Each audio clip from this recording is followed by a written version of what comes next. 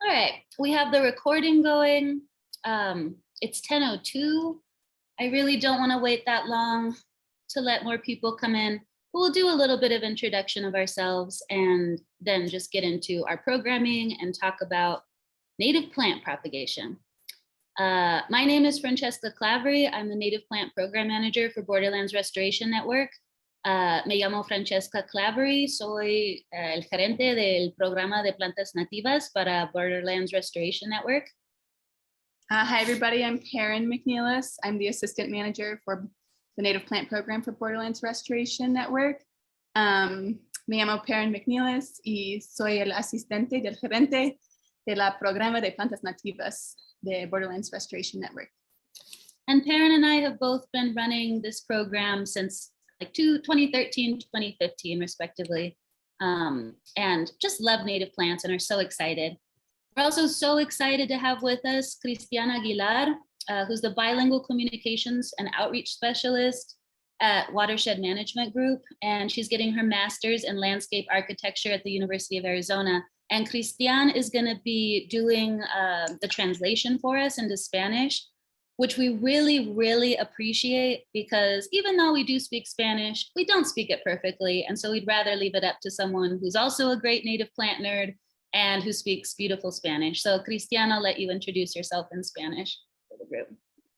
Muchas gracias, Francesca y Perin, por invitarme. Siempre es un gusto verlas, aunque sea de lejos en la pantalla. Pero sí, me encanta. Yo nací en Mexicali y crecí en La Paz, en Baja, y pues ya tengo como unos 8 o 9 años viviendo aquí en Tucson. Me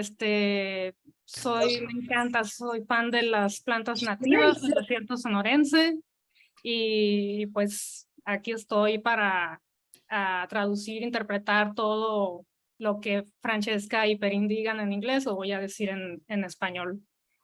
Gracias. Thank you, Cristian.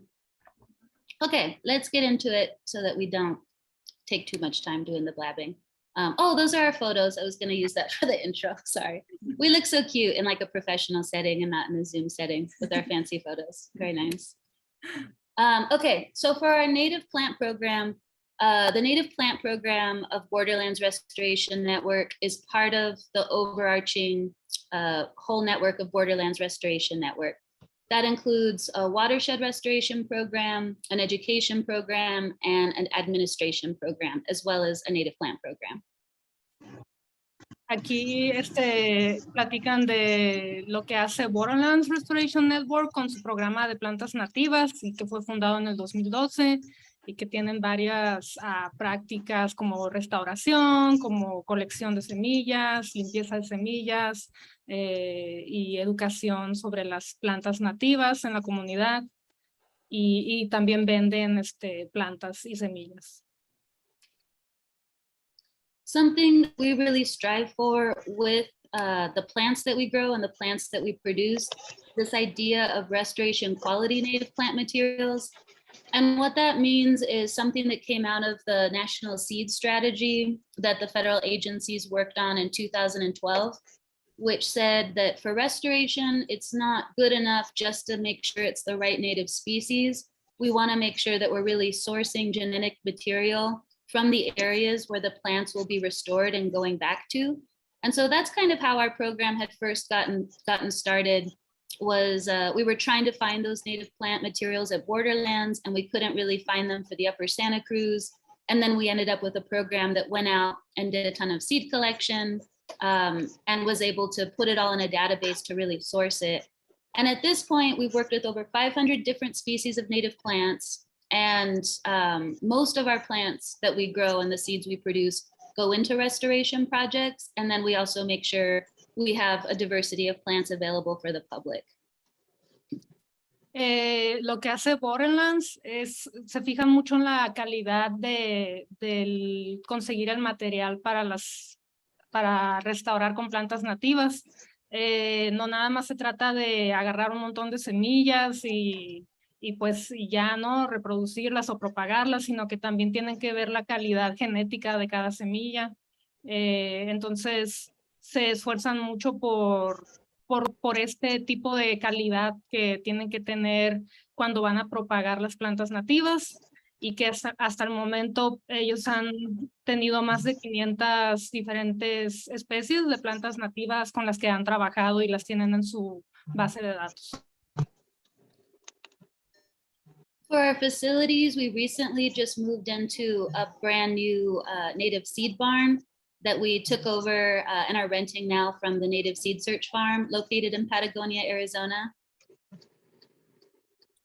Aquí demuestran su oficina, que es más bien como para guardar todas sus semillas en ese trailercito que se ve con el aire acondicionado. Ahí es donde guardan todas las semillas para que se preserve la calidad de ellas.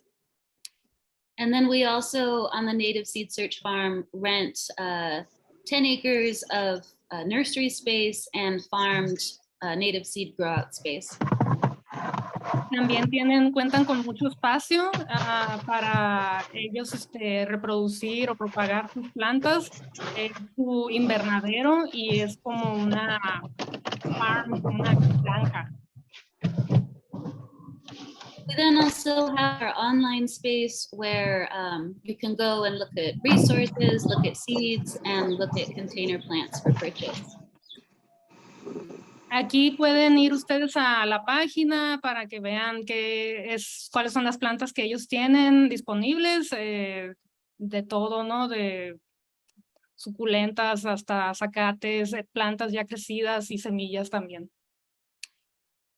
So with what we're doing, we have different ways of procuring native plant materials. And we're mostly going to talk about plant propagation, but we want to make sure to mention the different forms of sourcing plant materials. For restoration quality plants, we do this through wild seed collection. Con propósitos de la restauración, ellos lo que hacen es salir a lo que nosotros en México decimos el monte, ¿no? A sacarle semillas a las plantas que están semillando en el momento. We also do it through farmed native seed collection, which is different from the wild seed collection, even though you're starting these plants from the wild seeds from the mountains.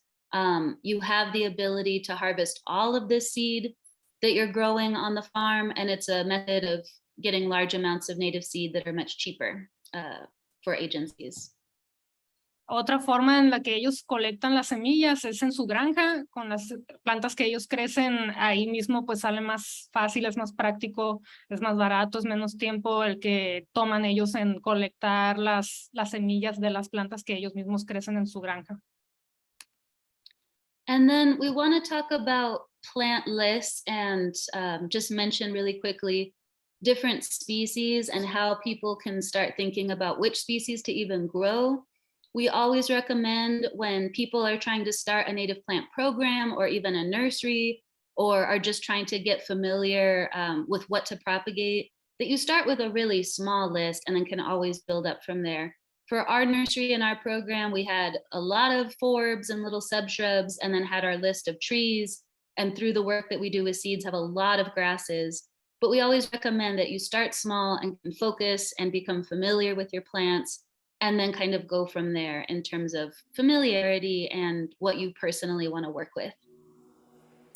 Esta es una lista de plantas que ellos tienen, son muchísimas, tienen de muchas distintas especies, pero lo que Francesca dice es que uno puede empezar a hacer su propio invernadero con pocas especies para que te vayas sintiendo más cómodo y conociendo cada especie mejor, y ya después vas diversificando las plantas que quieres crecer.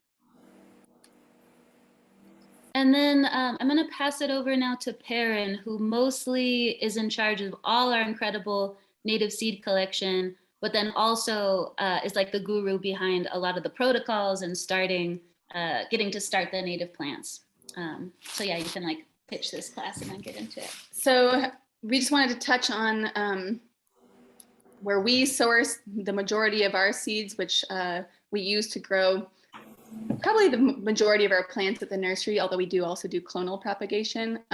We do wild seed collection, and we oftentimes, it's just a couple of us, but sometimes we hire big groups, and it entails a whole suite of different protocols to protect the mother plant population so that it can continue to reproduce healthily. And we actually will have a seed collection workshop this fall if anybody wants to go, October 15th, 10 a.m. to 2 p.m. And you can visit our website. I think you can sign up now, or you should be able to sign up soon. And we'll go into more detail on that, but I just wanted to touch on that because how you collect seed affects the quality of your seed collection, which affects how well it will germinate. Okay. Perin va a hablar sobre cómo colectan las semillas, porque mucho tiene que ver cómo uno colecta las semillas para la calidad que tenga cada semilla y cómo va a crecer la planta cuando la siembres.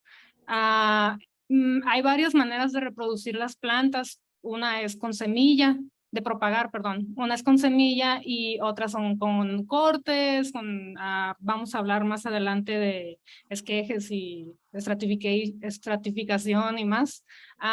Pero la mayor parte de las plantas que reproducen es con semillas y van a tener un taller de colección de semillas nativas en octubre 15 y todavía no se pueden registrar, pero más adelante va a estar abierto para registrarse. And then another important part of seed quality, which affects seed germination, is how they're cleaned and stored. So not only do you make sure that your collection was pollinated well and was collected at the time where the plant was ready to disperse its seeds, which ensures that the seeds were mature and fully developed, but also they need to be clean of pests. They need to be free of as much non-seed organic material as possible, which holds moisture. And then they need to be stored in cool, dark, and dry conditions. And that's, of course, if you're storing your seed for a period of time before sowing it. If you're collecting it and immediately sowing it, you don't need to worry about that so much. But if you're collecting your own seed in the wild and then storing it and then going back and pulling from your collections to sow, then you just want to make sure that seed is stored well so that the quality of the seed collection is the best it can be. Es muy importante la limpieza y cómo vas a guardar tus semillas. Si, por ejemplo, piensas que cuando vas a agarrar semillas y las vas a sembrar en ese momento, no se debe de preocupar mucho por la limpieza y pues no las vas a guardar, ¿no?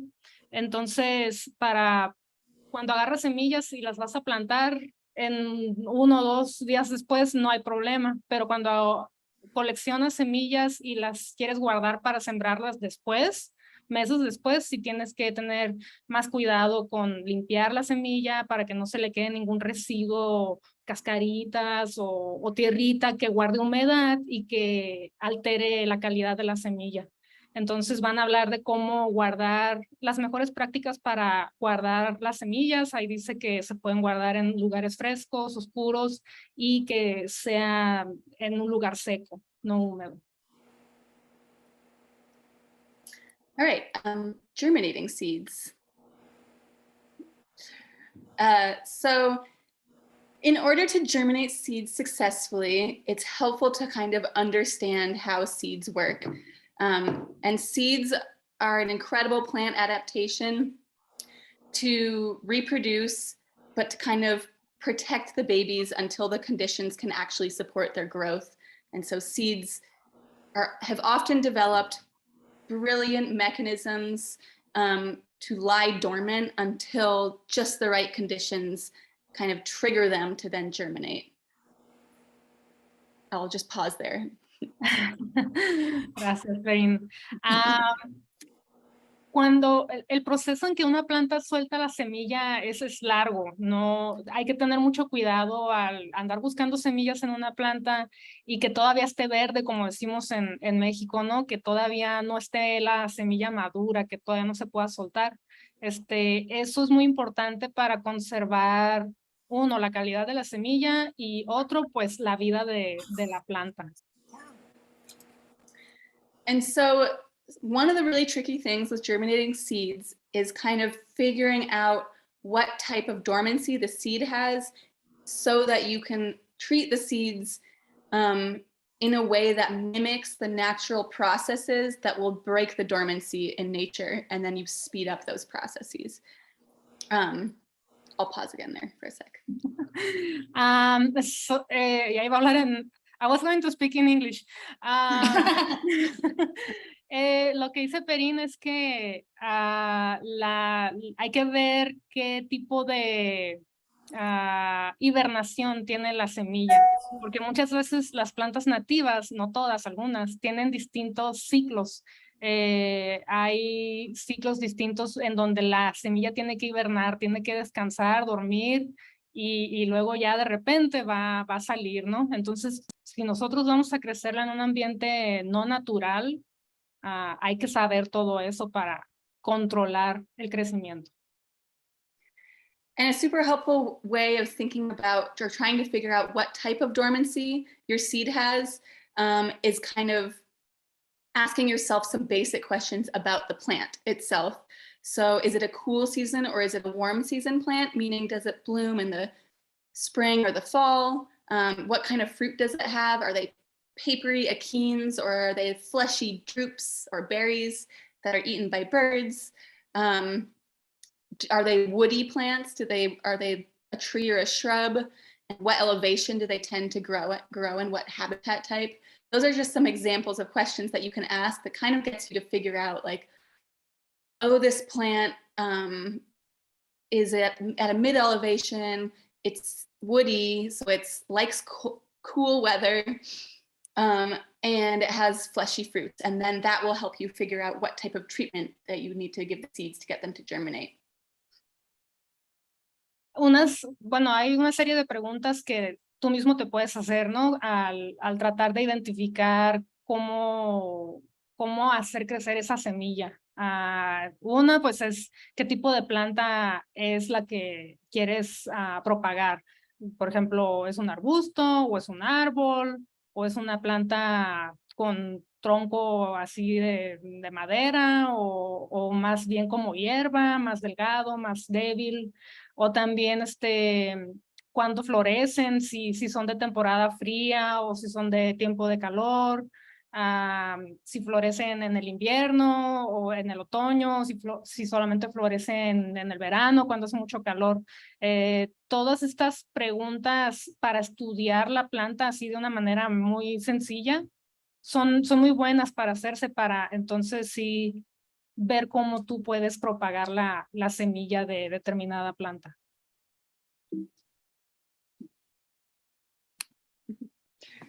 And then, of course, some seeds don't require any treatment. They might not have any dormancy. And that may be different, like here versus in Tucson even. But there are lots of plants that we don't do any treatment. We just sow them. That said, I suggest soaking all of your seeds before sowing them because it helps them absorb water, which they need to germinate. And it also helps rinse chemical inhibitors, like hormones that maintain dormancy. Otra cosa que se me pasó decir de lo anterior fue que también chequen en qué elevación se encuentran las plantas que quieren propagar. Si están muy en elevaciones altas, pues es como más frío, ¿no? O si están en elevaciones bajas, es más calor. Y lo que dice aquí Perin es que hay plantas que se dan todo el año, ¿no? Y que no necesitan de mucha delicadeza o de mucho estudio y simplemente pues les quitas las semillas y las propagas, pero sí se recomienda mucho que pongas a remojar esas semillas para que se les caiga cualquier hormona que puedan tener que pueda inhibir el crecimiento. Entonces sí, es como dejar las semillas remojar por una noche en agua y luego al día siguiente pues quitarles el agua y entonces sí listas para sembrarse. And some plant groups that oftentimes don't need treatments in our experience are plants in the grass family, Poaceae, plants in the aster family, Asteraceae, which is a huge family, but a lot of the ones that we sow don't need treatments, and mint family. And then oftentimes acorns, we do a soaking, but they don't need additional treatment, most of the ones we grow. Sí, algunos de los ejemplos de estas plantas son los asters, que es una variedad enorme de plantas que son las que dan esas, como esa florecita morada. Otros son los zacates nativos y otros son los acorns, que no me acuerdo cómo se dice en español. Perdón. Robles. Robles, gracias.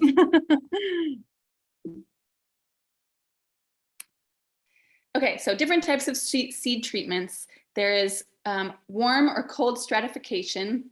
Warm stratification, we don't do that often in the nursery, but the way that we do warm stratification is just using really old seed, because seeds that need a warm stratification have a morphological dormancy, meaning that they need an after ripening period to fully develop their embryo. When the seeds fall off the plants, they're not fully developed, and so they need this period to continue developing before they're mature. Whereas cold stratification mimics an overwintering cycle, which is also it breaks a physiological dormancy. And basically for the cold stratification, you get a little baggie, you put some moist media in the baggie, soil, sand, peat moss, kind of anything. And then you put your seeds in that, and it should be fairly saturated, not like soggy wet. And then you put those in the fridge for sometimes 30 days, that's the standard, but you can have certain high elevation plants that want a longer cold stratification, like 60 days or even 90 days. Para algunos tipos de semillas, el tratamiento que se les da, un ejemplo del tratamiento es estratificación fría o caliente. Y esto es dependiendo de qué tipo de planta sea, ¿no? De la semilla que quieres propagar. Pero, por ejemplo, para simular las estaciones del año frías o calientes, pues se hacen estos tipos de tratamientos.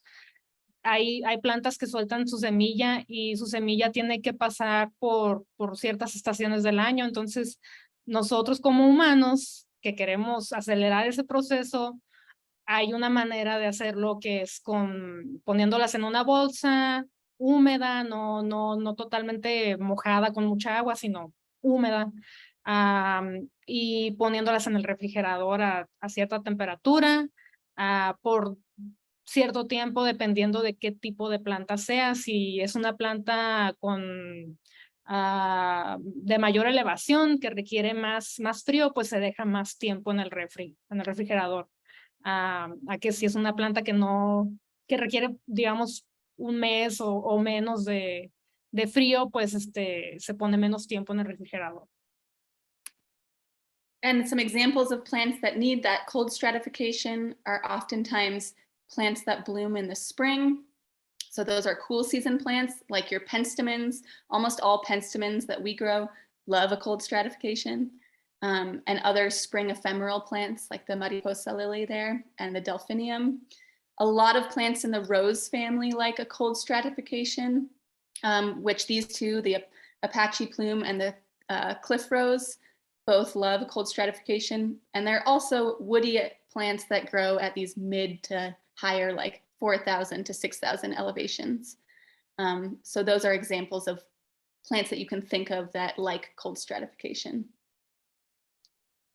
Estos son unos ejemplos de plantas que les gusta ese tratamiento de estratificación fría. Por lo general son plantas que viven en elevaciones, pues en altas elevaciones, ¿no? Donde hay frillito, donde hace frío. Y son plantas que son más como tallos de madera, menos herbáceas, pero por ejemplo también están los penstemons, que son herbáceos y que también les va muy bien con este tratamiento. Sí, por lo general son semillas que les gusta la temporada fría y que florecen en la primavera. And then the next group of plants I want to talk about is plants that have really hard seed coats, which is almost everything in the bean family, Fabaceae, which basically means that their coat is so hard that it doesn't allow the seed to absorb water and oxygen, which is what it needs to germinate. And so the seed coat in nature is broken down very slowly over time in washes, against rocks. But it might take 5 years for that seed coat to break down. And so that's one that we physically scarify to break down the seed coat. Estas son otros tipos de semillas que son muy duras, que por lo general requieren de hasta 5 años para nacer, porque no, lo que cubre la semilla es muy fuerte y no deja que absorba el agua, ¿no? Entonces, requiere otro tratamiento que es de, ¿cómo se dice? Escarificación. Y por lo general son plantas de las leguminosas, los que les decimos frijolitos en México. Son muy duros. Yeah, so mesquite, coral bean, senna, those are all really hard seed coats. Los mezquites, las cenas, el coral bean, no me acuerdo cómo se dice en español. Chilicote. Oh, yeah. Chicote. This is an example of mesquite beans that Francesca sowed at the nursery that she poured boiling water over and over again, poured boiling water over these seeds. And that's a type of physical scarification, is using boiling water to soften the seed coat. Is this a mesquite you say? Yes, right? Este es un mezquite, son semillas de mezquite. Y Francesca lo que hizo ahí fue ponerle agua hirviendo para tratar de romper esa corteza dura que tienen, ¿no? Para romperla y para hacer que la semilla pues pueda más fácilmente absorber el agua y crecer más rápido.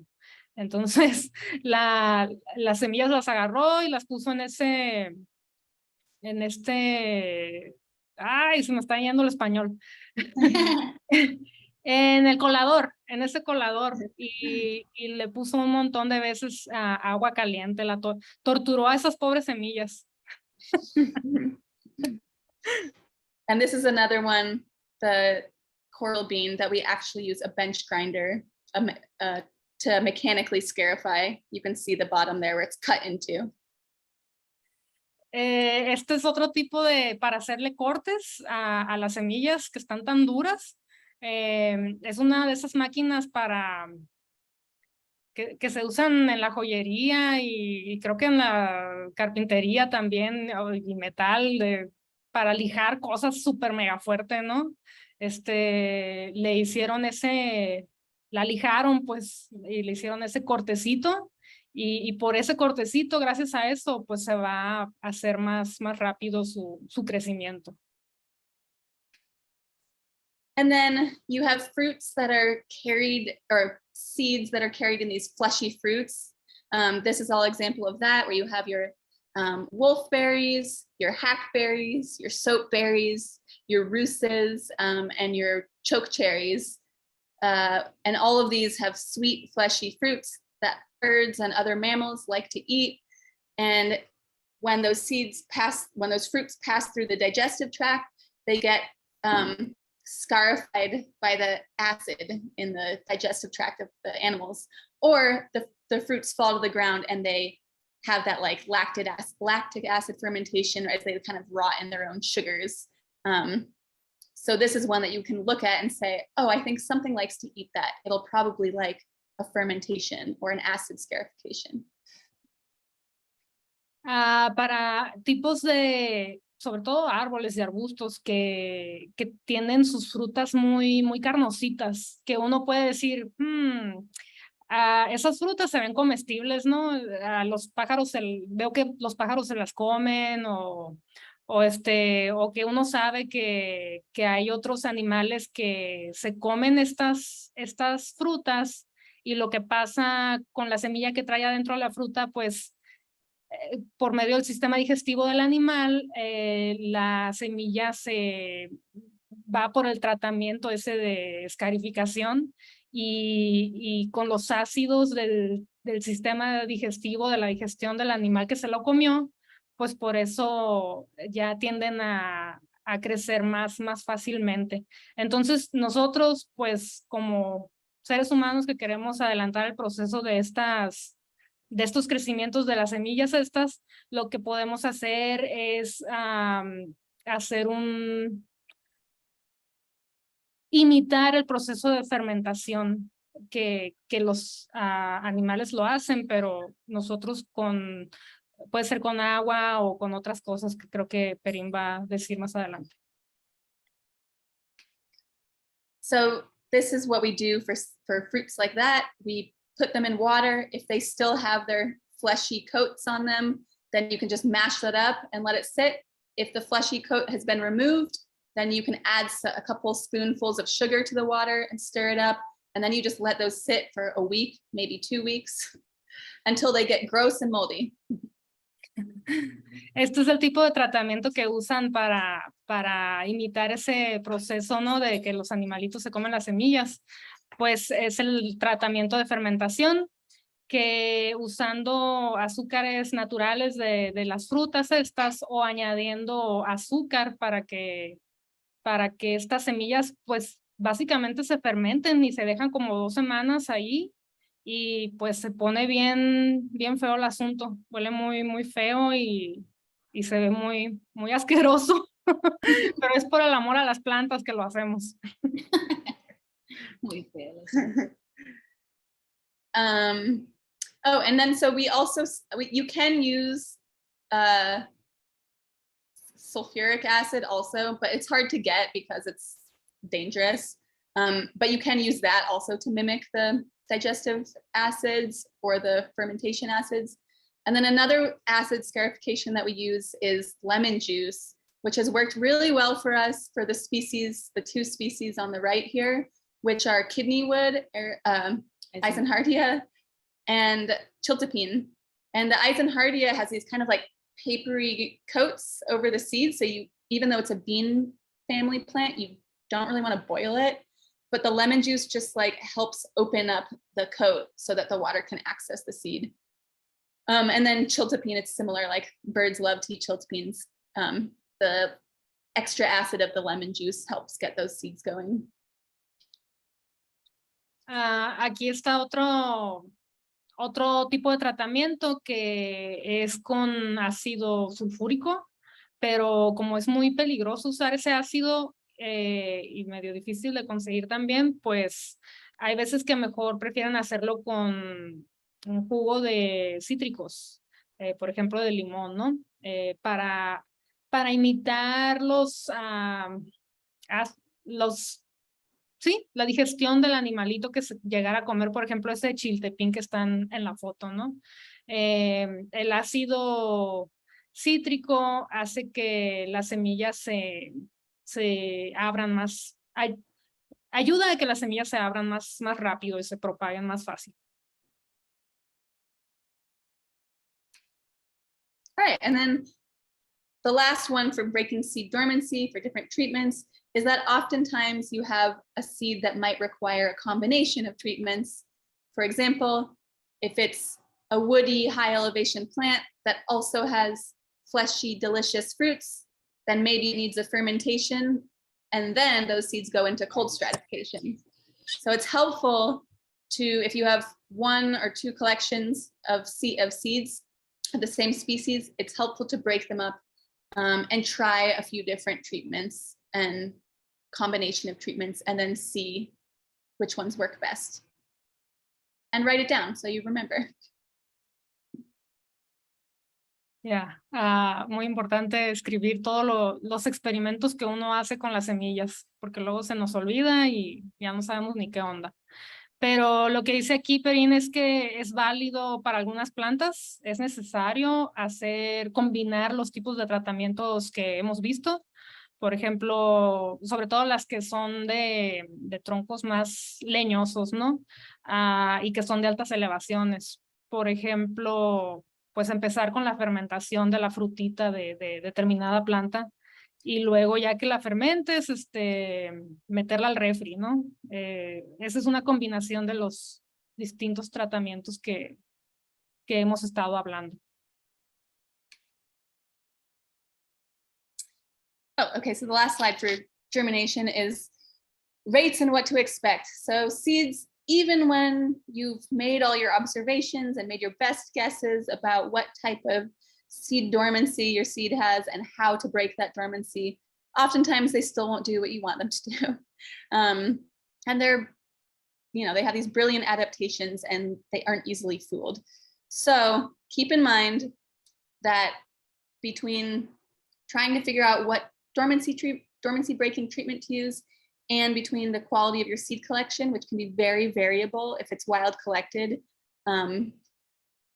that oftentimes it'll be very successful even if you get 30% germination. Like that's a great germination rate for using your own wild collected seeds. They're not like cultivated crop seeds that all pop up within 2 weeks of you sowing them. They can be a little bit trickier. And then these are all the things that can affect your seed germination. Siendo pues realistas en cuanto a el porcentaje de germinación que vas a tener, ¿no? Si haces todo al pie de la letra, de ir a buscar las semillas con mejor calidad genética, a guardarlas de la manera correcta, usar los tratamientos correctos, aún así no te van a crecer el 100% de las semillas que plantes, ¿no? Siempre sucede, por lo general, el 30% del crecimiento de las semillas que plantaste te fue muy bien, así se considera, ¿no? Pero que es bueno, pues tener todo eso, anotarlo y ver tus procesos y ver tu porcentaje de germinación pero siendo realistas, pues no, es muy raro que el 100% crezca, aunque hagas todo como se debe de hacer. All right, so we've gone through seed propagation and now we're gonna hit clonal propagation and mostly focus on cuttings really quickly. As we just talked about, seeds can be really tricky, partly because they have such high genetic diversity, which is what we want. However, sometimes that means that they don't all germinate. Sometimes it means you don't exactly get the number you want. You want to always really make sure to highly oversow seeds that you're propagating.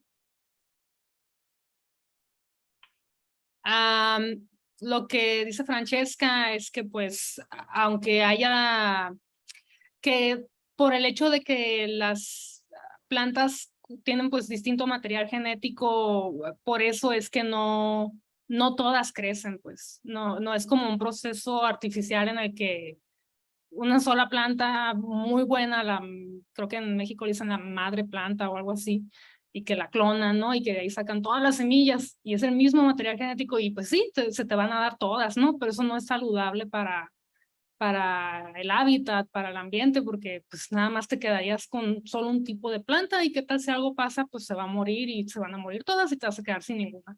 Entonces por eso es importante la variedad, la variación genética de las plantas y aunque no todas se te den, vas a tener plantas ricas en material genético, lo cual es muy importante. Van a tener mejor calidad y van a aguantar más y va a ser beneficioso para el ecosistema. And so with what Christian was talking about, why you would want genetic diversity, which is really important for restoration and really important for us as ecologists, under what situation would you even want to do propagation by cuttings? And for us, one of the most important ones, besides easy reproduction at the nursery from what we already have in stock, is especially when you want to make sure that the plant you have is female and can produce berries. Like, a great example is the Vitis arizonica, the native grape. That's one of the reasons we use the hardwood cuttings the most, is to make sure that plant is a female plant versus a male plant. Often with Vitis arizonica, from seed, you end up getting like 80% male, 20% female. It's weirdly not 50-50. And often with grapes, they're so genetically diverse that sometimes it's nice to go into the wild and find some good individuals and take the clones from those individuals that you know are already doing really well, are female. You can have like your few males that you sell if no one has male Vitis in the area, but you know that these plants will produce berries. Ahora, hablando de la propagación por medio de esquejes, que es cortar las pedacitos de plantas y reproducirlas, ¿no? Esto más que nada se hace porque pues hay plantas que requieren para que den fruto o lo que sea, tiene que haber una planta hembra y una planta macho, ¿no? Entonces, cuando haces propagación por esquejes es más que nada para asegurarte de que tengas plantas hembras, porque muchas veces, correct me if I'm wrong, Francesca, muchas veces las plantas que crecen en semilla por lo general se dan más machos Sí. que hembras. Entonces, por eso se requiere de este tipo de propagación por esqueje, para que cuando tú ya sepas, tengo esta planta que ya está madura y que sé que es hembra, pues voy a cortarle pedacitos para tener más hembras. O sea, es otro tipo de estilo de propagación que ayuda aparte al estilo de propagación con semilla. Este es otro, pues que ayuda a eso, ¿no? A tener las plantas que necesites para que se reproduzcan. Another reason I like propagating cuttings is because it's like such a fun, weird clonal magic. It would be like taking off your arm and sticking it somewhere nice and having it grow a whole other you. And the biggest trick with getting the cuttings to root is making sure that you're minimizing evapotranspiration from the plant. And this is for softwood cuttings. So these are like green growth cuttings. So you can see the diagram on the left. Here they cut a piece of plant, and then here on the right is how they prepped it up. So they made a little cut under one of the nodes, and those are the little joints of the plants, the only areas where the cells are really going to divide and produce roots or shoots. And then on the next couple nodes, they took those leaves and cut them in half, mostly so that those bigger leaves don't go floppy and kind of rot on the plant. And then the rest is just like adding a little bit of hormone that you can find at Lowe's or online, sticking it in some media and making sure it's like not too crazy hot, and waiting for them to put out roots. It's really fun. Este tipo de propagación por esqueje es pues es relativamente fácil, ¿no? Si sabes dónde hacer el corte, y como se ve en el dibujo es en blanco y negro, pues el dibujito donde está la planta más grande es donde ya se hizo el corte, pero el dibujito donde está la planta más chiquita, el de la derecha, es como en realidad queda, ¿no? De la izquierda a la derecha. Y esto lo reducen, y como ven, le cortaron las hojitas a la mitad. Esto es para que la planta no gaste su energía que tenga en mantener las hojas, sino que se enfoque más que nada en sacar raíz.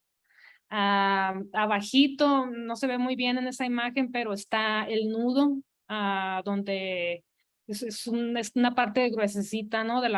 Del tallito de la planta, donde se hace el corte y de donde ahí se van a salir las raíces.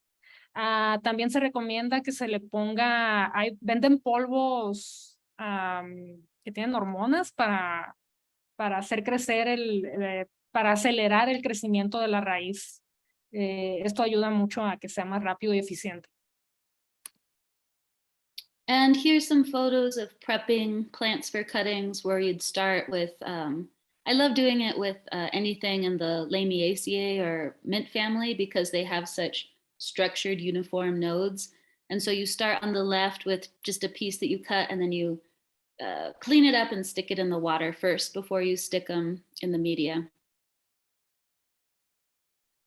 Aquí se ve en la foto de la izquierda, pues cómo inició el corte y luego cómo lo van limpiando, ¿no? Para quitándole las hojitas, dejándole unas hojitas arriba, y nada más, pues poniéndolas en el agua, todas, así como están en la derecha, todas juntitas. Es muy fácil y así ya va a empezar con agua, va a empezar el crecimiento de la raíz.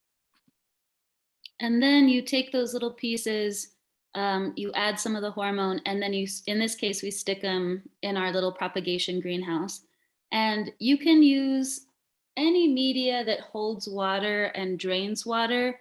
However, you do want it to be fairly like inert. You don't want it to have a lot of bacteria because you don't want any of that bacteria to really get into the open wound of the stem. So often people use a mix of perlite and vermiculite that is soaked and then the cuttings are put into, or you can buy like little cells of like pretty clean basic foam, like a foam thing that you can add water to. But that's the one problem with dirt, especially for softwood cuttings, is that you don't want all those organisms to end up eating up your plant stems. Después de que se le crece un poquito la raíz cuando están en el agua, se les pone el polvito de hormonas y se les ponen estas plásticos, ¿no? Y lo que dice Francesca es que muchas veces, sobre todo para plantas herbáceas, muchas veces se contaminan con bacterias que los suelos pueden traer y muchas veces es mejor poner, o bueno, no mejor, pero mucha gente opta por eso, por hacer una mezcla de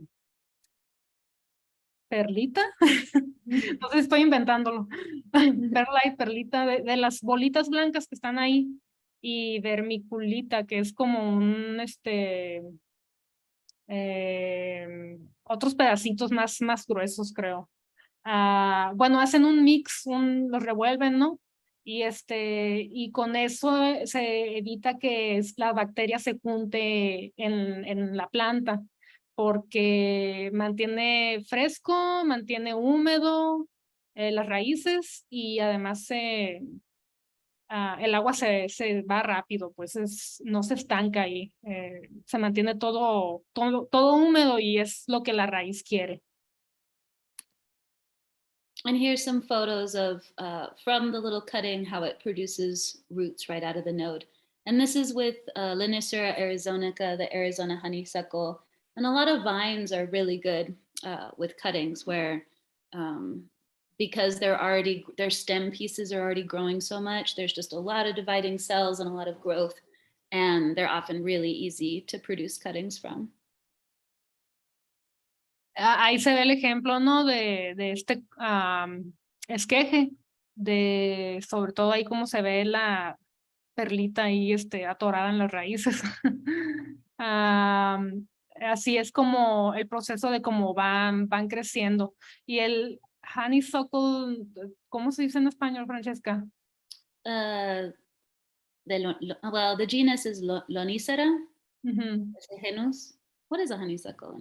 I can't think of it. No me acuerdo, perdón. Pero bueno, ahorita se los pongo en mensaje.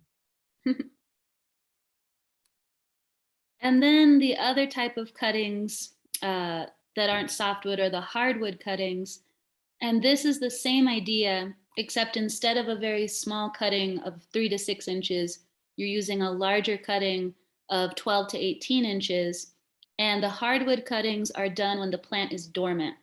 So the whole idea with hardwood is done in the winter. You go out into the field or go to your garden and take a larger piece that doesn't have any leaves. And instead of depending on the leaves to photosynthesize the energy for the roots, these are more like pencil thick width for these hardwood cuttings. And as it becomes warmer and the plant naturally wakes up, they push out buds and then they also create roots. So you're still adding a little hormone, you're still cutting at the node, but as you bring those cuttings into the greenhouse, it gets warmer and the plants, like as they wake up, they also just kind of automatically push that energy into their roots.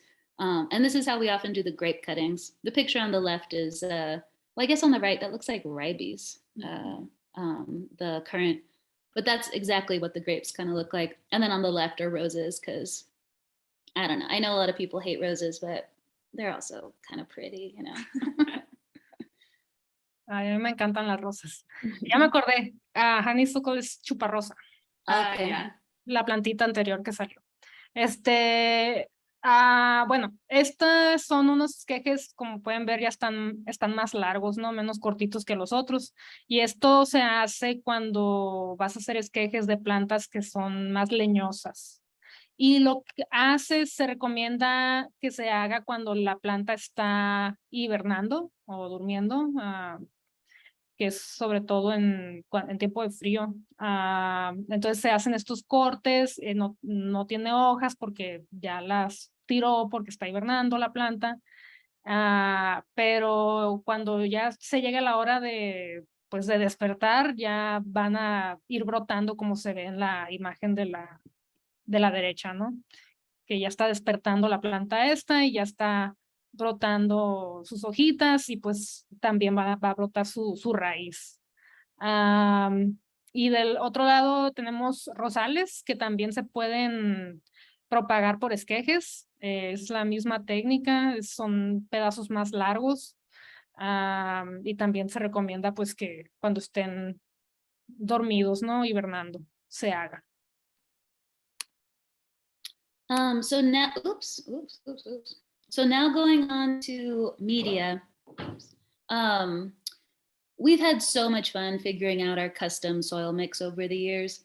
For the most part, if we were the fanciest nursery ever, we would have like 6 different soil medias. We'd have one for germinating seeds, we'd have one for riparian plants, we'd have one for succulents. But instead, we're simple restorationists and are big fans of one mix that we can just order already mixed and then use for all our plants. Aquí lo que dice Francesca es que pues hay muchos invernaderos muy elegantes, muy nice, con mucho presupuesto, que tienen su tipo de tierra para cada tipo de plantas, ¿no? Que para cactus, para suculentas, para etcétera, arbustos perennes, anuales, etcétera, ¿no? Hacen sus diferentes mezclas de tierra. Pero Borderlands lo que usa tienen una sola receta para todas las plantas que ellos propagan. Y ahí sale arena, una parte de arena, otra parte de perlita y otra parte de composta. And with this recipe that we have, the cinder sand, the perlite, and the compost, the photos are actually from last year, when one of the problems with having really sandy mixes is the mixes are just heavy.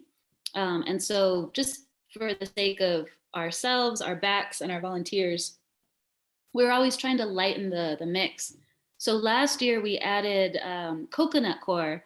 And we were like, oh, this should be great. This will make it lighter and it dries out well. It was a disaster for our succulents. Everything in riparian loved the coconut coir, but the way that it would stay full of water kind of throughout the year and wouldn't really dry out, I think a lot of our succulents and really well-draining species just really didn't appreciate it. So this year we went back to our more simple recipe. And we want to give a big shout out to Steve Plath of Gila Watershed Partnership, who's such an amazing propagator and nurseryman, for recommending the cinder sand mixes. I've always been a fan of the heavy sands and still really well draining. And yeah, I love this stuff. Bueno, como pues sí, la arena es muy pesada, tiende a ser muy pesada. Entonces, como ellos usan arena, hubo un momento en que se les ocurrió que podrían usar pedazos de coco. Y sí lo hicieron, lo mezclaron, ¿no? Los pedacitos de cocos, así seco, el material del coco, pues, y pues todo muy bien, pero después se dieron cuenta que sus suculentas no, de plano no apreciaron el coco, o sea, no les gustó. Tal vez porque hacía que el agua drenara menos rápido, entonces probablemente por eso las suculentas no les gustó esa mezcla con coco, entonces volvieron otra vez a la misma mezcla que es arena, perlita y composta, y hasta ahorita todavía siguen usando esa receta nada más para todas las plantas. And then also we wanted to just mention pots and containers to start plants in. You can really start plants in anything, like little seedlings can come up in anything. On the top left, we have like these wooden boxes that were made back in 2012 by some volunteers. We always line it in some newspaper so that the sand doesn't go right through. And that's like a really simple way to get seedlings to come out. We also have then our fancier restoration pots and our little cell tubes that the agaves do really well in. For starting seedlings, I'd say one of the biggest issues we have where we're starting a ton of seeds in these smaller spaces is ideally we would love to put each seed in its own little cell, like the agave ones on the bottom. But because of the huge variation in germination rates from these native wild plants we're working with, they don't all come up at the same time. And a lot of times we don't know what the rates are. We don't have like a perfect protocol down. So if we were to put one seed per cell, we'd end up wasting a ton of space. So often we put a ton of seeds together, like in one of these little boxes or in like a 1 gallon size pot, and then just see what comes up. And sometimes they come up really close and sometimes only a few come up, and then we can divide and transplant them from there. Estos son unos ejemplos de los recipientes, los contenedores que ellos usan para crecer sus semillas. En la parte superior izquierda se ve una como cajita de madera que hicieron algunos voluntarios ahí. Le ponen periódico para retener la tierra que usan y para poner las semillas y que crezcan y que nazcan ahí, ¿no? Entonces ya las ponen en contenedores de plástico que son, como ejemplo, todos esos que salen ahí. Los dos de abajo, que son como unos tubos profundos, pero angostos, angostos pero profundos. Esos se usan mucho para los agaves, para germinar agaves. Y lo que dice Francesca es que muchas veces ellos se dieron cuenta de que cuando ponían una semilla en cada espacio o en cada cajita chiquita, en cada contenedor chiquito, muchas veces se desperdiciaba mucho el suelo, porque las semillas, pues todas tienen sus distintas tiempos de crecimiento y pues muchas veces se quedaban vacíos esos espacios, ¿no? Entonces lo que ahora ellos hacen, agarran un contenedor de 1 litro o ahí mismo en las cajas de madera y ponen todas las semillas juntas y ya cuando germinan, entonces sí ya las separan y las ponen en cada una en cada espacio, ¿no? De los contenedores estos chicos separados. We're getting close to being finished, but I just want to give a shout out to Cristiana again for doing such a great job. You're like hitting everything. And even when I forget to pause, you're just like, I'm like, wow, she hit every single thing. Thank you, Cristian. And the way that Cristian is so good at translation and remembering every single thing we say, it's also really, really important in both our seed collection and our propagation work to write everything down. And we have a pretty chill, simple little file maker program we do that with. And I am the very worst at writing anything down, so I really have to force myself to do it. But it's so helpful. And this is one of our older versions, but we now have a little section here in the middle of it that says success rate, and it'll be a percentage of survival from germination. We have like how many germinated and how many survived. And this is so helpful both for ourselves, we use it all the time, but then also for our partners and our friends that, like, you know, for example, if you guys have a question about something you're trying to germinate, If it's anything we've propagated before, we love hooking people up with information and being able to say, oh yeah, this erythrina, this is 100% germination if you can get it scarified. Or like, oh, the penstemon, well, with the right strat, that's like 75%. Like those numbers are very helpful.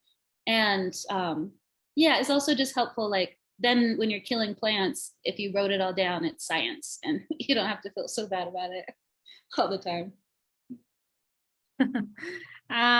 Este es un ejemplo de cómo cómo Borderlands colecciona su información, ¿no?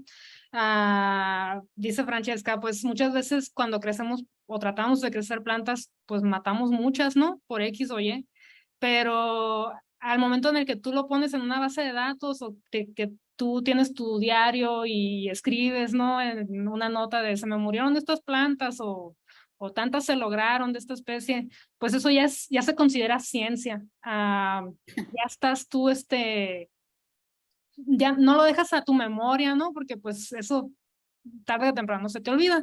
Entonces es bueno tener estos datos y Borderlands tiene esta colección de todos sus datos, de todas las semillas que han crecido o propagado, para que uno como fuera de la organización, uno puede ir con ellos y decirles, oye, tengo dudas sobre, digamos, un pénstimo, ¿no? Cómo se crece o qué tanto necesito para tener éxito en crecimiento, ventas, lo que sea. Ellos tienen mucha información que se puede compartir con los demás.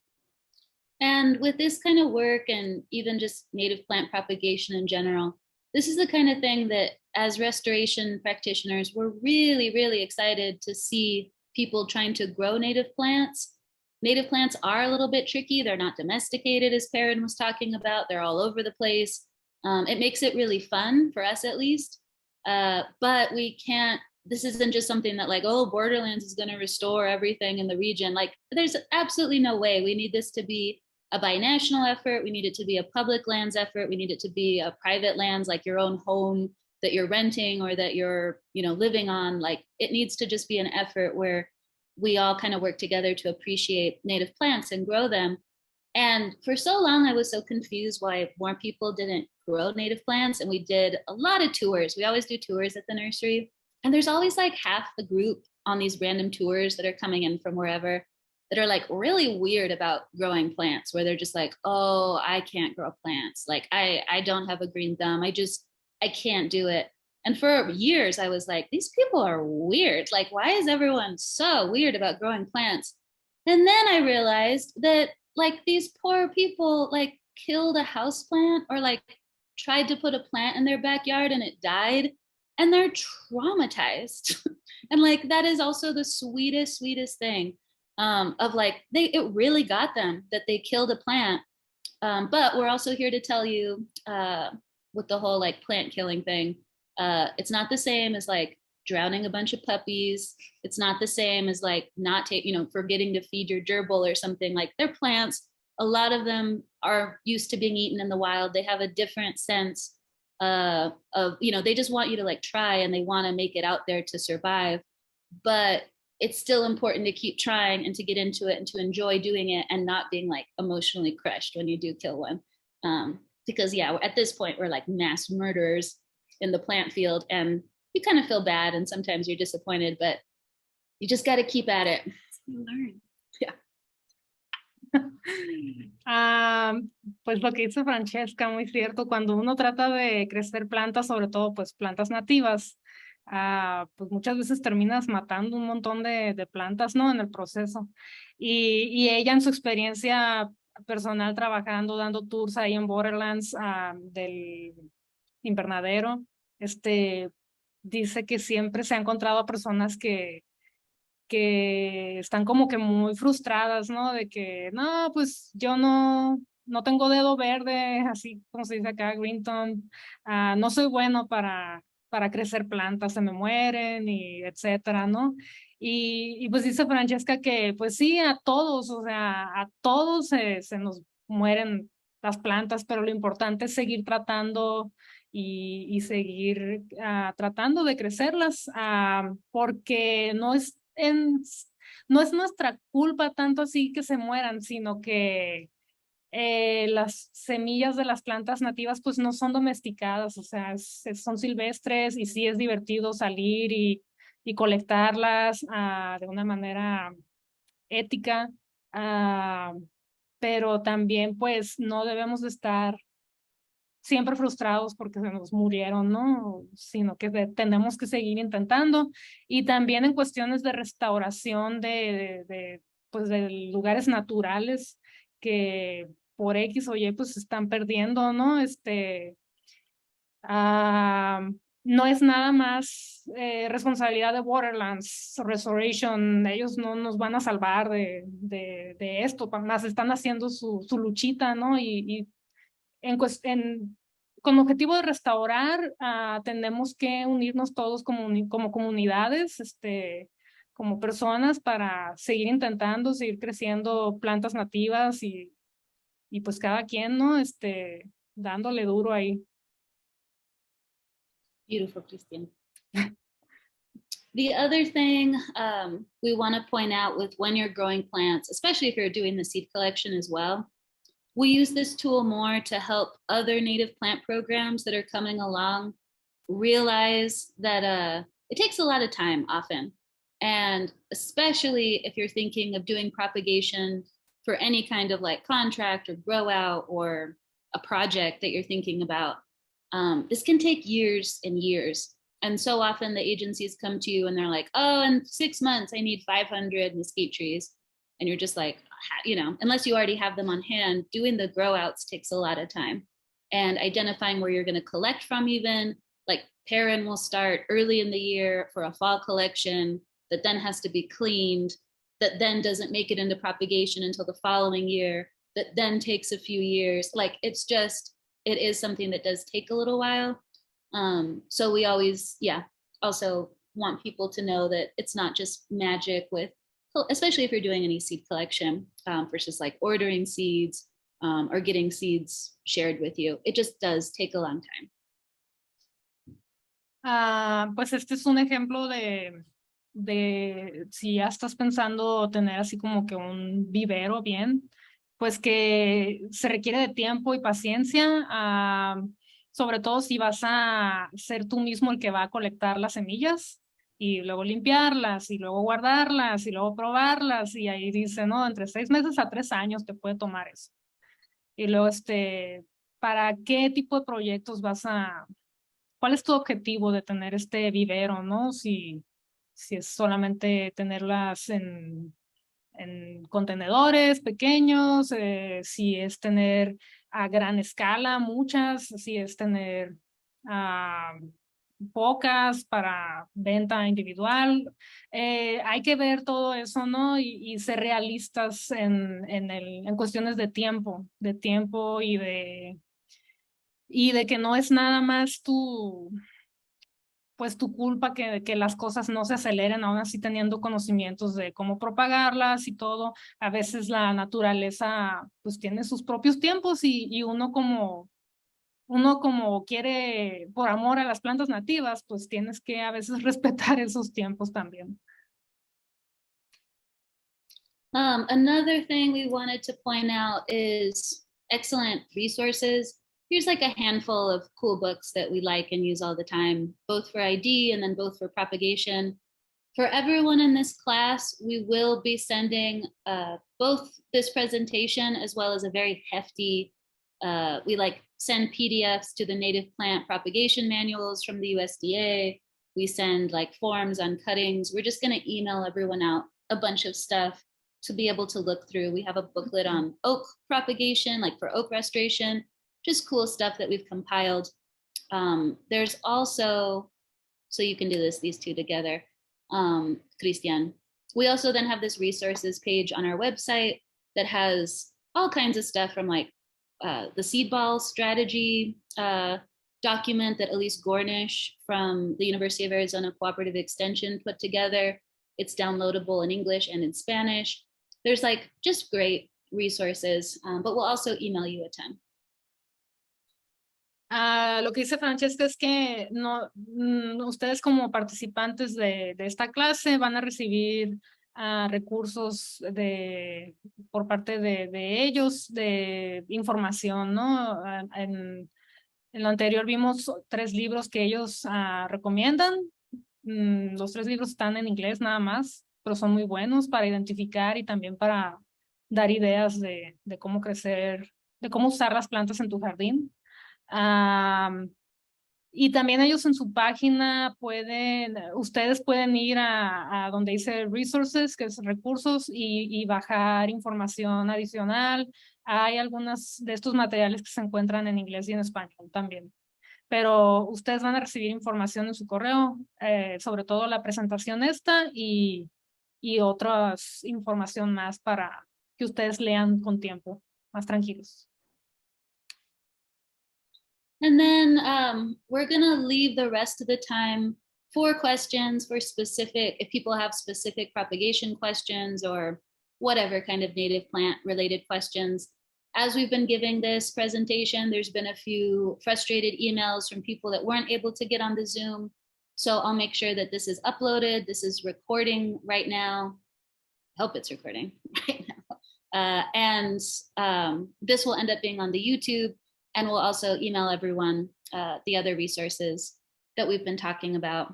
But yeah, basically, let's open this up to questions and yeah, let people, I mean, we can't talk about like every native plant ever, so it's easier for us if the people that attend the workshop have questions about what they're specifically interested in propagating.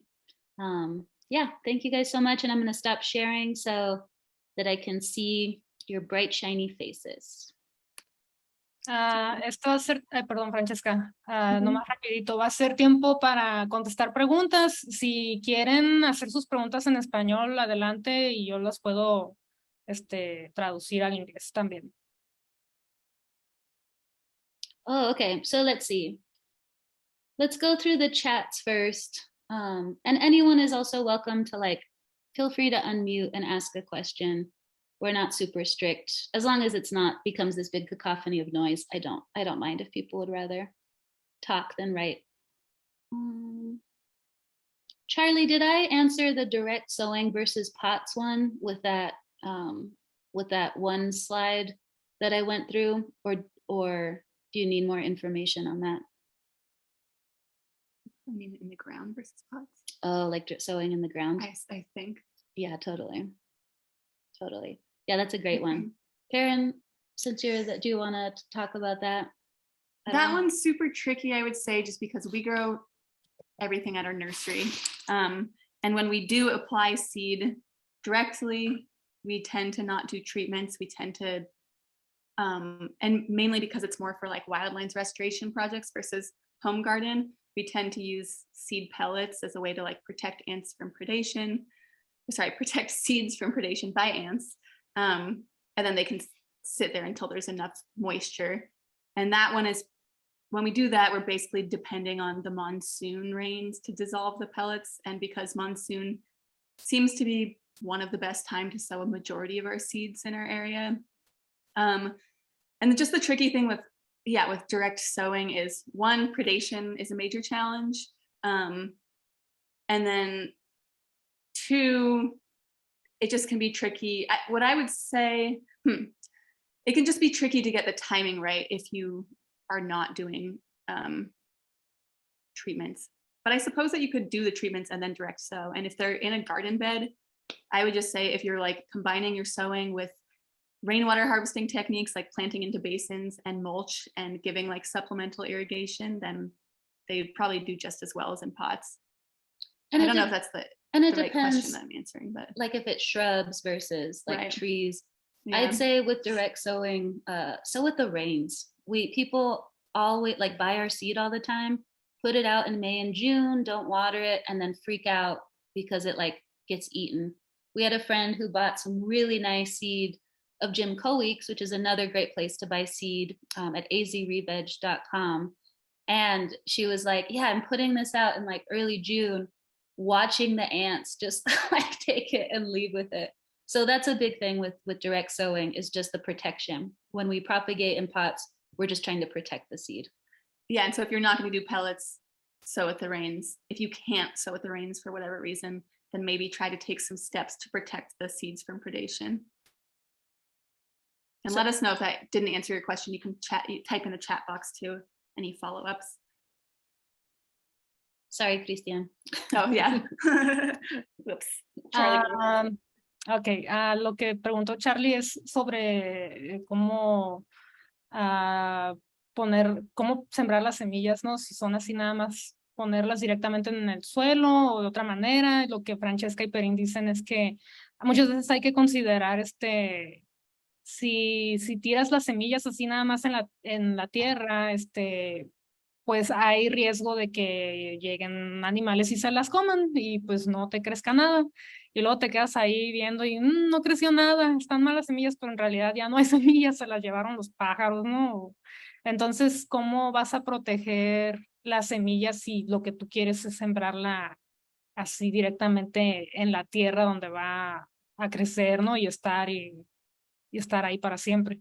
Hay otra manera que es como hacer bolitas, lo que dicen pellets, que proteges la semilla creo que la hacen con tierra y se hace más dura, ¿no? Entonces la semilla ya está protegida de depredadores y con el tiempo va a perder ese material que está donde está cubierta y ya entonces con las lluvias se va a propagar solita, ¿no?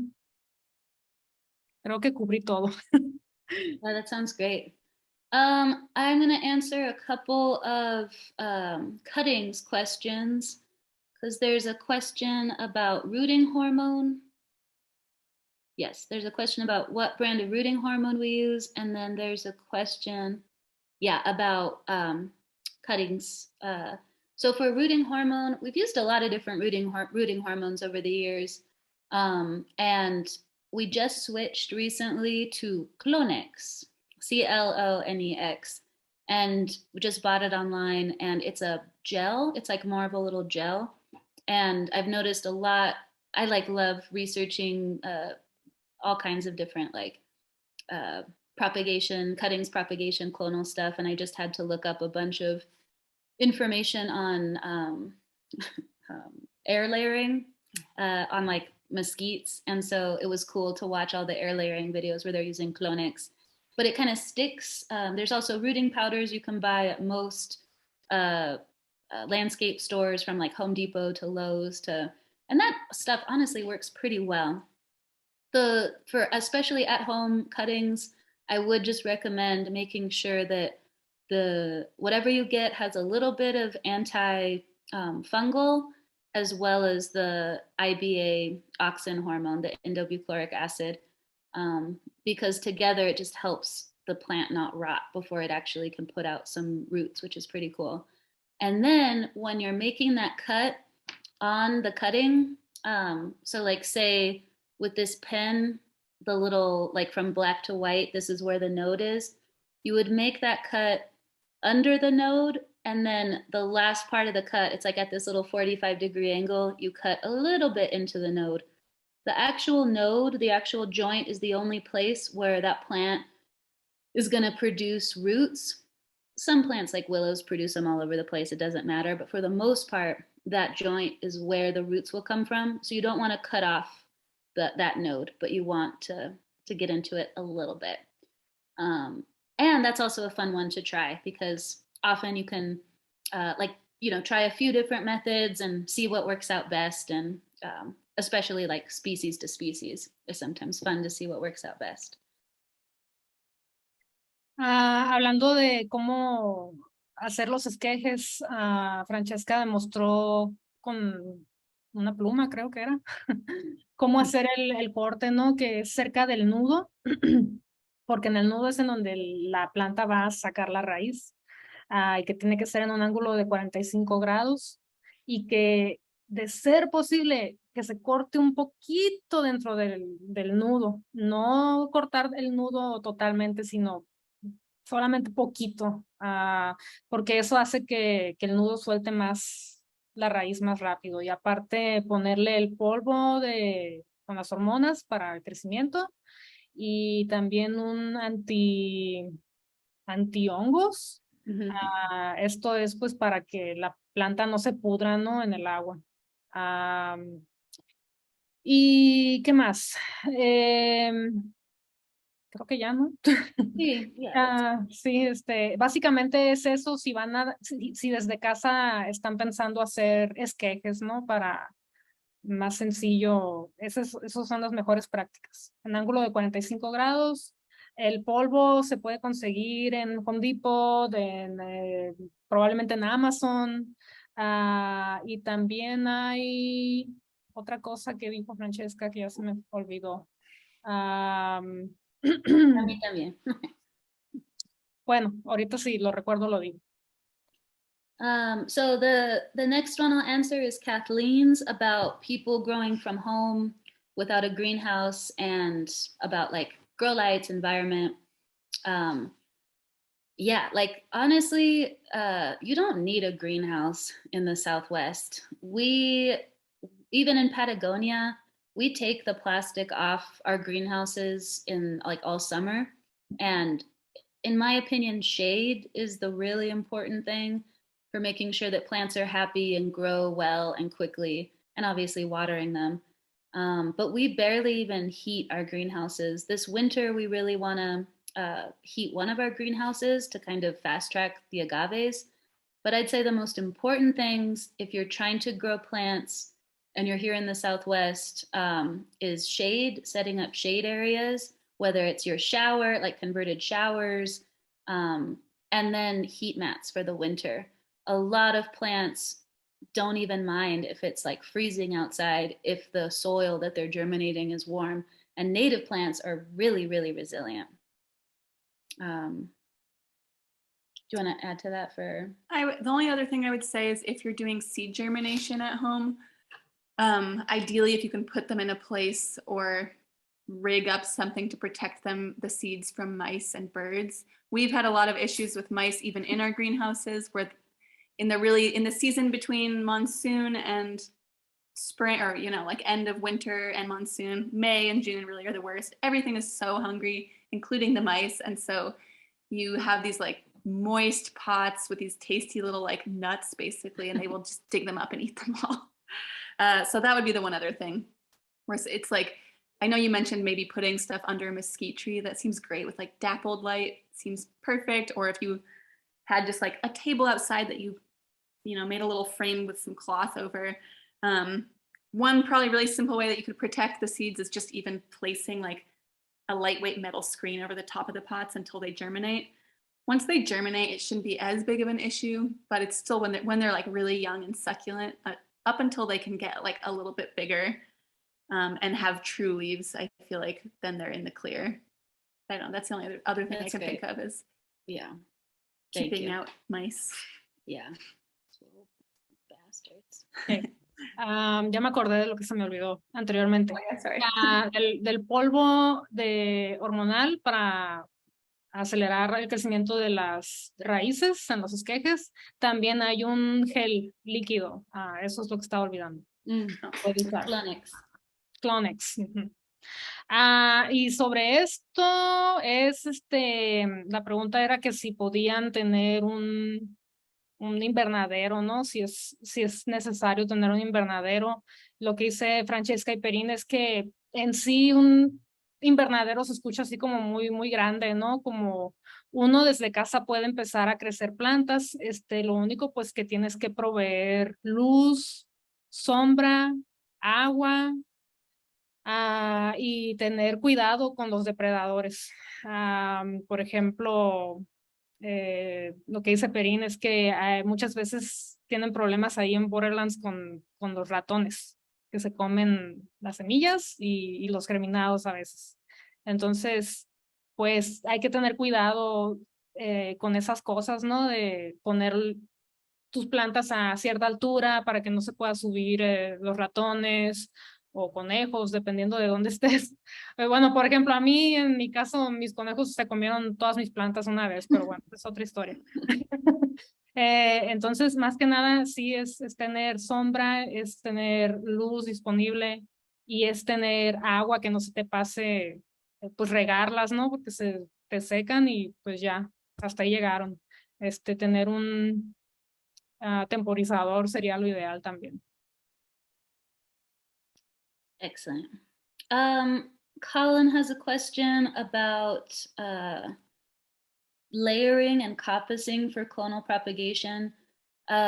We don't a whole lot. This air layering thing we just got into recently, mostly because Gary Nabhan and the Mesquite Steward group that we host down here are really, really excited about air layering with mesquites.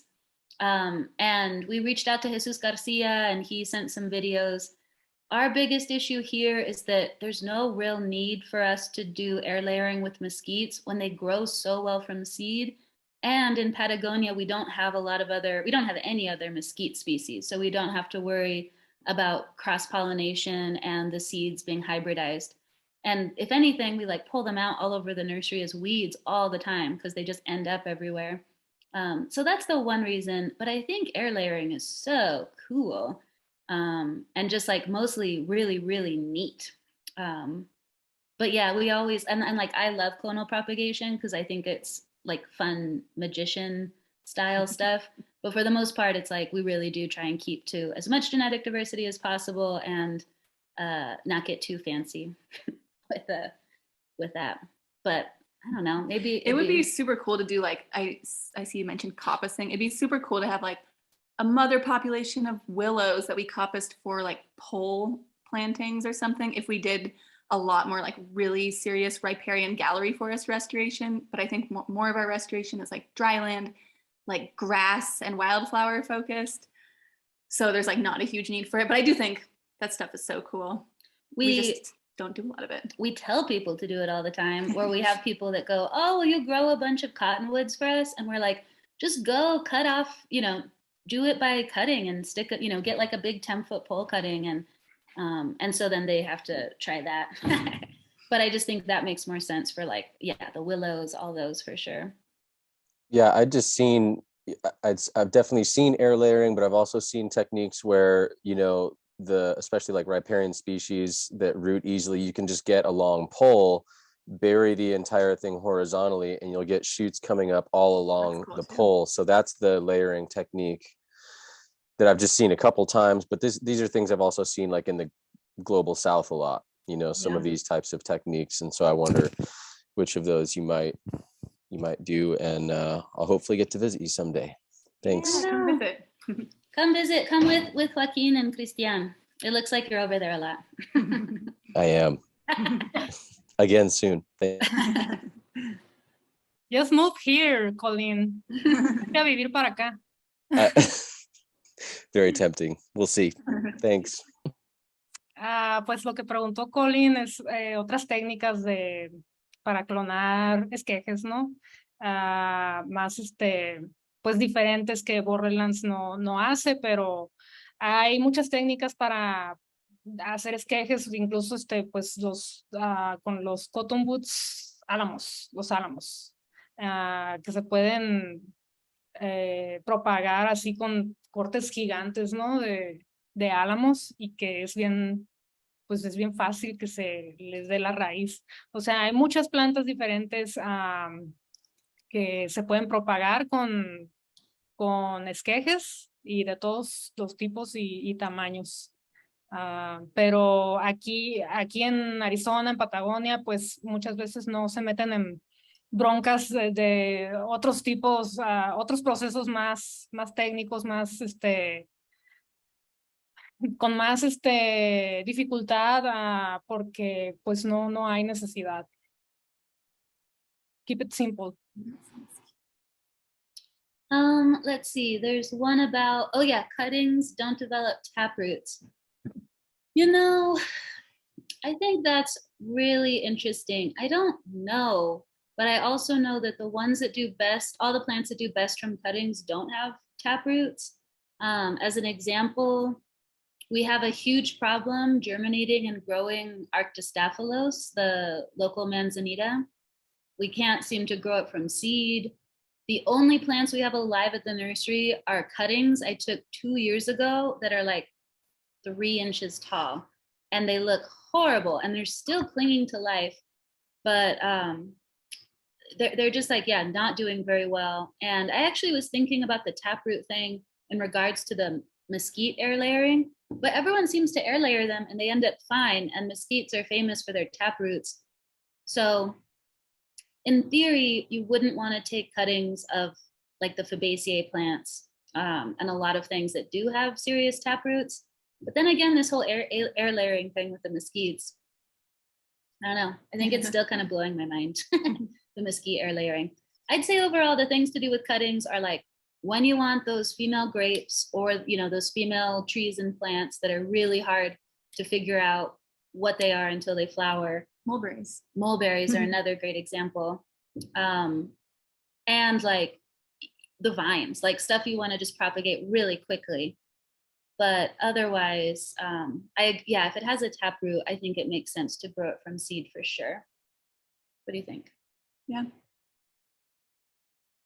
All you, Cristian. Ok, estoy aprendiendo aquí nuevas palabras en español. Bueno, la pregunta era que se dice que los esquejes no desarrollan una raíz primaria. Esto puede ser verdad para algunas especies, pero por eso es que Borderlands solamente hace esquejes de plantas que no necesitan de una super mega raíz, ¿no? O sea, es como más plantas herbáceas, plantas leñosas, pero arbustos pequeños, no árboles grandes, ¿no? O por ejemplo, mezquites, pues mejor los creces de semilla en vez de esquejes. Entonces, puede que sí sea cierto eso de que no se desarrolla una raíz primaria, pero por eso es que hay otras técnicas para propagar, no nada más en esqueje. Excellent. The last question that I see on here is a question from Charlie about mesquite seed, pure mesquite seed, and if we sell any. We haven't done a mesquite seed collection for our program for a while. I could ask Denise if the mesquite stewards have any, because they collect it for milling. But honestly, like until recently, we haven't grown out a ton of mesquites. And then all of a sudden we've had just a lot of, mostly like game and fish, try and get mesquites, like a lot of mesquites from us. So we're doing a lot of grow outs, and the seed that we have is for these different restoration projects. But maybe this year Perin can do some collection, because enough people, there's demand and people are excited about mesquites. And I know that in the urban areas, people are excited about truly native mesquites that are hard to collect. There is actually, if you want to do mesquite harvesting, what's the date on that? Muffin Burgess, Martha Burgess, through Borderlands, is doing a mesquite harvesting workshop right at the end of June. I feel like it's the 27th or whatever that weekend is before, maybe the weekend before the July 1st weekend, which looks really cool, which I am excited to go to actually, just because Muffin Burgess, if you don't know who she is like such a badass Tucson regional plant lady. And she's going to be leading that. And for the most part, the mesquite stewards are way into eating their pods, but they'd be great for also just seed collection for germination too. So that might be a great way if you wanted to just go to a free workshop and then come away with a bunch of velvet mesquite seed pods. That could be a cool option. Or you can wait for us to sell them at some point. Tall pots worth the money. I'm obsessed with tall or narrower parts. Oh, sorry, Cristian, do you want to translate the last part? Sorry. Sí, lo que Charlie pregunta es que si tenían, que anda buscando semillas de mezquite puro, ¿no? O mezquite de verdad, porque el mezquite tiende a hibridizarse mucho. Entonces, lo que anda Charlie buscando es semillas de mezquite nativo 100%, ¿no? Y dice Francesca que Borderlands no, por el momento no está vendiendo semillas de mezquite, pero que más adelante, a finales de junio, van a tener una clase con Marta, creo. And it's Saturday, June 25th from 9 to noon. El 25 de junio es un sábado. En Patagonia. Y es en Patagonia, es en persona. Y ahí van a aprender sobre cómo colectar las semillas de mezquite, las cuales también se usan para cocinar, ¿no? Se puede hacer harina de mezquite con las bayas, vainas, pero también más que nada para propagarlas. Charlie's other question is about tall pots, and there's different types of tall pots. For the mesquite restoration, a lot of the groups want us to sell them the mesquites in 3-foot tall pots, like a metro rooting depth. And I mean, I really like the tall pots versus like big 5-gallon pots because it saves me a lot of space in the nursery, which like space is money and efficiency. But for planting, you then need an auger, which is also really cool though, because it means you don't have someone digging the hole. Digging holes sucks. And at this point, we've done so much of it, and we're just really big fans of, we did this like 25,000 plant planting over 6 months in Buenos Aires National Wildlife Refuge over in Aravaca. And they pre-dug the holes, and they were like pretty tall, like they were maybe the 18-inch pot sizes. And oh my gosh, pre-digging, so luxurious, where you're just like, oh, like how beautiful. Digging holes, I'm already over digging holes, unless it's like really well irrigated. But I'm a big pot nerd with like container pots. I'm really into the different container pots, and my favorite company that we'll probably do an order of again soon, because we're actually going through a lot of plants, and not everyone brings us their pots back, which breaks my heart. If you have any pots sitting at your house, and I don't care if they say Savannah on them, I don't care if they say Monrovia, I don't care what it says, I don't care what color it is. I hate that people throw pots away, and I hate buying pots. But when I do buy pots, I buy them from Stewie and Sons in Corvallis, Oregon. And it's very expensive to like ship pots over, so I usually get 10,000 at a time.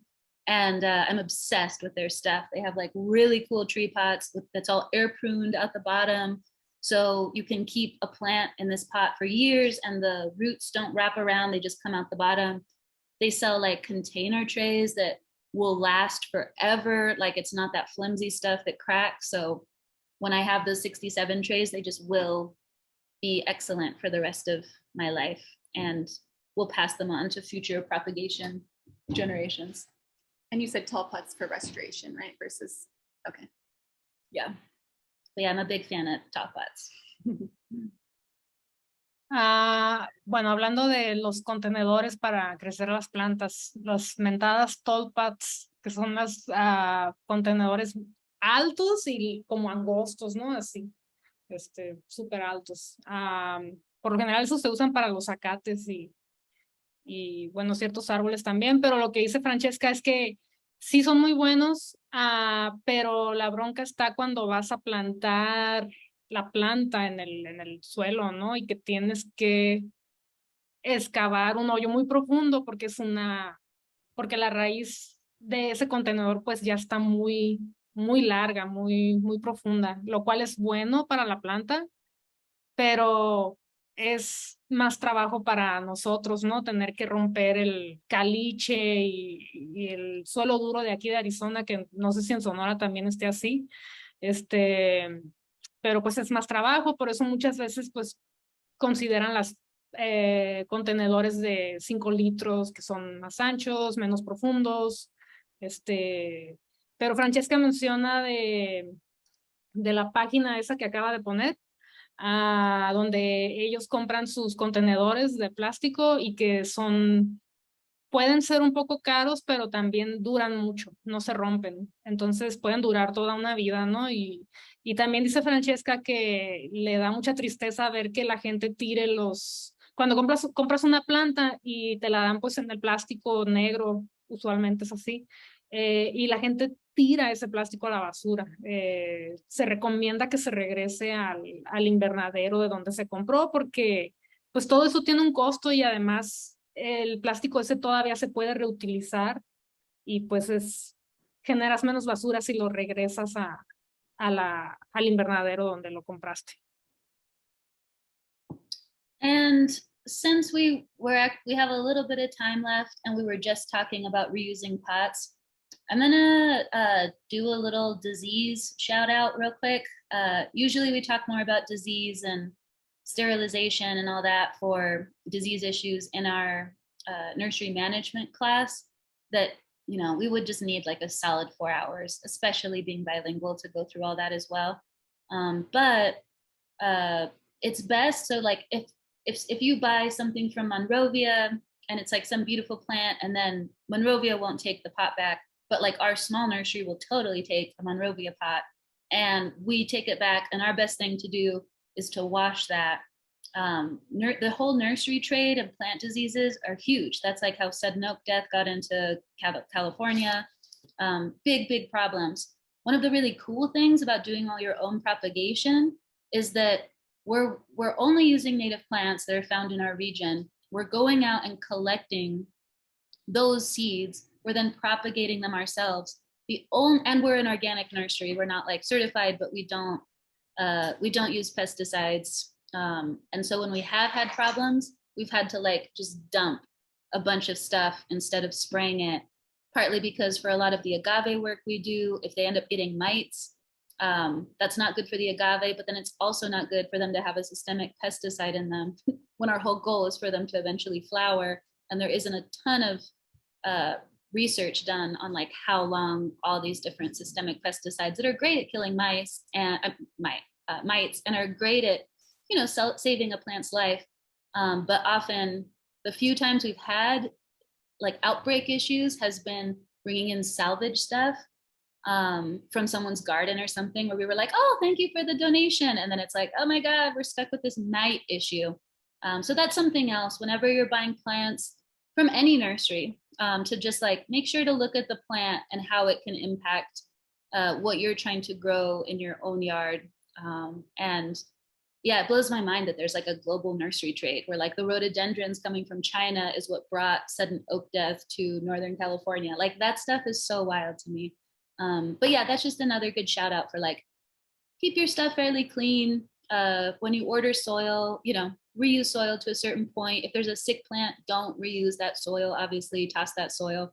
Rules like that to think about, because you don't want your plants to be sick and you don't want to trade sick plants. Yeah, it's my last spiel. Bueno, ahora estamos hablando de que hay plantas que traen plagas, ¿no? Traen enfermedades. Entonces, cuando tú vas a algún invernadero a comprar plantas, pues tienes que checar bien que no estén enfermas, que no traigan animalitos, porque pueden, pues te las llevas a tu jardín y pues te pueden contaminar ahí todo, ¿no?